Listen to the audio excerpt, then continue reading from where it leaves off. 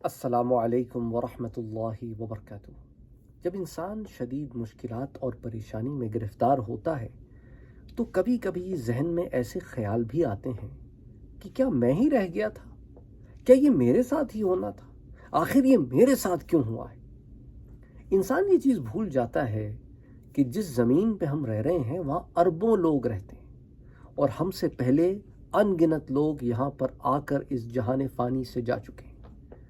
یہ مشکلات اور پریشانیاں جن سے ہم گزر رہے ہیں، اس سے زیادہ مشکلات اور پریشانیوں سے بہت سارے لوگ گزر رہے ہیں، اور کبھی کبھی ہم جن سہولتوں میں رہ کر پریشانیوں سے گزر رہے ہوتے ہیں، ہم بھول جاتے ہیں کہ ہم جیسی پریشانیوں سے کچھ لوگ ان سہولیات کے بغیر گزر رہے ہیں، یا اس سے بھی زیادہ مشکلوں سے بغیر سہولیات کے گزر رہے ہیں۔ انسان ناشکرا ہو جاتا ہے، اس کی وجہ یہ ہوتی ہے کہ جب غم کی شدت یہ اتنی بڑھ جاتی ہے کہ انسان ناشکری کے راستے پر چل پڑتا ہے اور شکوہ شکایت شروع کر دیتا ہے، لیکن وہ اس بات کو نظر انداز کر دیتا ہے اپنے تمام علم رکھنے کے باوجود کہ شکوہ شکایت کا جو راستہ میں نے اختیار کیا ہے، یہ ناشکری کا راستہ جو میں نے اختیار کیا ہے، اس کے اندر کفران نعمت چھپی ہوئی ہے۔ میں نے ان تمام نعمت کے مراحل کو اور جو ان لمحات کو جن کو میں آلریڈی انجوائے کر چکا ہوں فراموش کر دیے ہیں، کیونکہ میں اپنے ذہن میں سمجھ کر بیٹھا تھا کہ جو کچھ ہے وہ ہمیشہ کے لیے ہے اور یہ کبھی ختم نہیں ہوگا، اور جب اس کے اندر کمی واقع ہو گئی یا ختم ہو گیا تو پھر میں چلا اٹھا کہ ایسا کیسے ہو سکتا ہے، میرے ساتھ کیسے یہ ہو سکتا ہے، میں ہی رہ گیا تھا۔ یہ جو میں کا صیغہ ہے یہ انا سے جنم لیتا ہے، اور جب انسان اپنے آپ کو اللہ کا غلام تصور کر لے کہ میں تو اس رب کا غلام ہوں، تو یہ انا کا سد باب ہو جاتا ہے۔ مسئلہ کیا ہے کہ ہم کہتے تو ہیں کہ میں اللہ کا بندہ ہوں یا اللہ کی بندی ہوں، پر صحیح معنوں میں ہم نے یہ پہناوا پہنا نہیں ہے، ابھی ہم صبغۃ اللہ میں داخل نہیں ہوئے ہیں کہ فمن احسن من اللہ صبغہ وَنَحْنُ لَهُ، ہم کون ہیں؟ ہم عابد ہیں، ہم کیا ہیں؟ اس کی عبادت کرنے والے ہیں۔ ہم مسلمان ہیں کہ ہم نے اپنی چاہ کو اس کی چاہ کے آگے مٹا دیا۔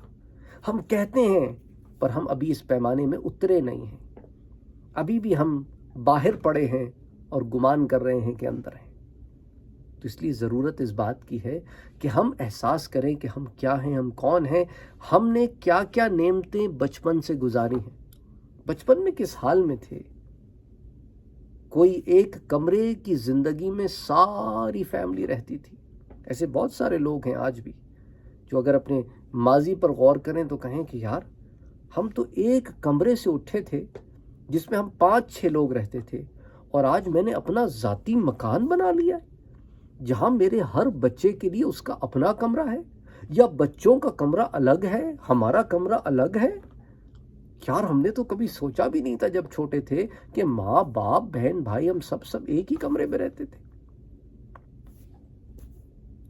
انسان ترقی کرتا ہے لیکن بھول جاتا ہے اپنا پرانا وقت کہ ہمارے پاس تو سائیکل بھی نہیں تھی یار، پیدل اسکول جاتے تھے۔ آج میں اپنے بچوں کو گاڑی پہ اسکول چھوڑتا ہوں۔ میرا باپ تو سائیکل پہ جاتا تھا یا بس کے دھکے کھاتا تھا یا ٹیکسیوں میں سفر کرتا تھا، میں اپنی گاڑی میں جاتا ہوں۔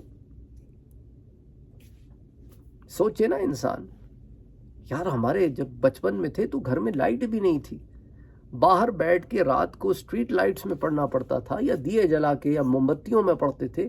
آج تو جس کمرے میں سوئچ آن کرو لائٹ ہے، الیکٹریسٹی ہے، ایک باتھ روم تھا 20 لوگوں میں، آج اٹیچ باتھ رومز ہیں گھر میں یار۔ بہت ساری نعمتیں ہیں، ایک ایک کر کے گننا شروع کریں، بہت نعمتیں ہیں۔ یار سال کے ایک نئے کپڑے بناتے تھے اور اب اتنے کپڑے رکھنے کی جگہ نہیں ہے۔ ہم سارے بہن بھائیوں کے کپڑے ایک بکسے میں آ جاتے تھے، آج ایک ایک بچے کو ایک الماری دے کے رکھی ہے کپڑے رکھنے کے لیے، ایک ایک کلوزٹ بنا کے رکھا ہے ایک ایک بچے کو، اور وہ اس کو کافی نہیں ہو رہا کسی کو واک ان کلازٹ کافی نہیں ہو رہا، کسی کو کلازٹ کافی نہیں ہو رہا، حالانکہ روم میں ڈریسر بھی ہے، سائڈ ٹیبلز بھی ہیں۔ دیکھیں نا ذرا وقت کے ساتھ ساتھ چیزیں کیسی بدلتی رہتی ہیں، اور بندہ ذری سی کوئی تبدیلی آ جائے تو پکار اٹھتا ہے کہ یہ میرے ساتھ کیا ہو گیا، میرے ساتھ کیوں ہو گیا، میں ہی رہ گیا تھا۔ نہیں، میں ہی نہیں رہ گیا۔ روز بروز جب ہم مختلف اور لوگوں کے مسائل سنتے ہیں تو دل اندر سے دہل جاتا ہے کہ یار اگر ہمارے ساتھ اللہ نہ کرے یہ مسئلہ ہوا ہوتا تو ہم تو اس کو برداشت بھی نہ کر پاتے، ہم نہیں سہن کر پاتے، ہم استقامت نہیں دکھا پاتے، ہم صبر نہیں کر پاتے۔ اور یہی وجہ ہے کہ صبر کرنے والوں کا اتنا اعلیٰ اور عرفہ مقام ہے کہ اللہ تعالیٰ نے فرمایا کہ میں صبر کرنے والوں کے ساتھ ہوں، میں ساتھ ہوں، ان اللہ مع الصابرین۔ تو جس کے ساتھ اللہ عز و جل کہے کہ میں ہوں، اس کو پھر ایسے نہیں ہونا چاہیے کہ شکوے شکایت نہیں کرنی چاہیے۔ مشکل ہے، اس لیے تو اس نے کہا کہ میں تمہارے ساتھ ہوں۔ اگر آسان ہوتا تو مسئلہ ہی کوئی نہیں تھا۔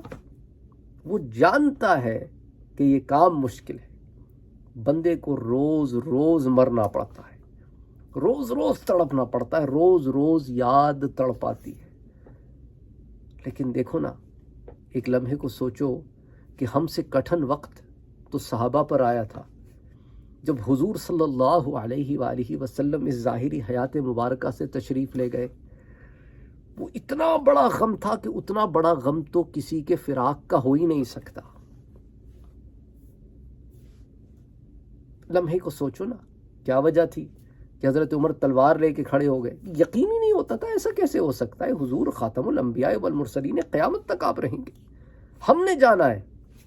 ان کا تھاٹ پروسیس تو یہ تھا، جذبات پہ قابو نہیں پا سکے۔ مولا علی کرم اللہ وجہہ بے ہوش ہو گئے، حضرت عثمان غنی چپ کر گئے۔ اللہ اکبر، اللہ اکبر۔ اتنا بڑا غم، اس سے بڑا غم تو کوئی اور ہو نہیں سکتا۔ اور میرے پیارے نبی صلی اللہ علیہ وآلہ وسلم کی حیات طیبہ اتنی تفصیل سے جو آپ کے سامنے رکھی ہے، اس کی وجہ یہ ہے کہ میں اور آپ ہم دونوں دیکھیں کہ میرے پیارے نبی کن کن ادوار سے گزرے۔ والد سے محروم، آنکھ کھولے تو والد نہیں، تھوڑے بڑے ہوئے تو والدہ نہیں، تھوڑے بڑے ہوئے تو سر پہ ہاتھ رکھنے والے دادا نہیں، بہت چاہنے والی، بہت محبت کرنے والی زوجہ ملی، لیکن جب ہر طرف دنیا تنگ ہوتی نظر آ رہی تھی، وہاں پر اللہ نے اسی بیوی کو بلا لیا، اور تھوڑے ہی عرصے میں ادھر چاچا بھی چلے گئے، ابو طالب جو سرپرست ہیں، بہت بڑا ایک ڈھال تھی مکے والوں سے۔ طائف جاتے ہیں تو وہاں کے لوگ پتھر مارتے ہیں، عجیب معاملہ ہے نا۔ مدینے جاتے ہیں تو مکے والے خط لکھتے ہیں مدینے والوں کو کہ ان کا ساتھ چھوڑ دو۔ حضور نے اپنے ہاتھوں سے اپنے 3 بیٹوں کو دفن کیا اور 3 بیٹیوں کو دفن کیا، 3 جوان بیٹیوں کو اور 3 چھوٹے بیٹوں کو۔ اپنے نواسے کو بھی اپنے ہاتھ سے دفن کیا، حضرت عثمان کے جو بیٹے تھے عبداللہ۔ اللہ اکبر، اللہ اکبر۔ اپنی ازواج کو، 2 بیویوں کو اپنے ہاتھ سے دفن کیا۔ اپنی اتنی محبت کرنے والی چاچی فاطمہ جو حضرت ابو طالب کی بیوی تھی، ان کو مدینے میں اپنے ہاتھ سے دفن کیا۔ کہا جب خبر ملی کہ، تو آپ نے کہا کہ ہماری اماں کی تدفین کے لیے چلتے ہیں۔ والدہ کہا آپ نے، کیونکہ بچپن سے انہوں نے آپ کی جو خیال کیا تھا۔ تو ایک لمحے کو بس یہی کیا کرو کہ بیٹھ کے رب سے باتیں کیا کرو، بس رب سے باتیں کیا کرو۔ جب دل ایسا ہو جائے، شکوے نہ کیا کرو، اس کے آگے عرضی رکھو اور پھر بیٹھ جاؤ۔ السلام علیکم ورحمۃ اللہ وبرکاتہ۔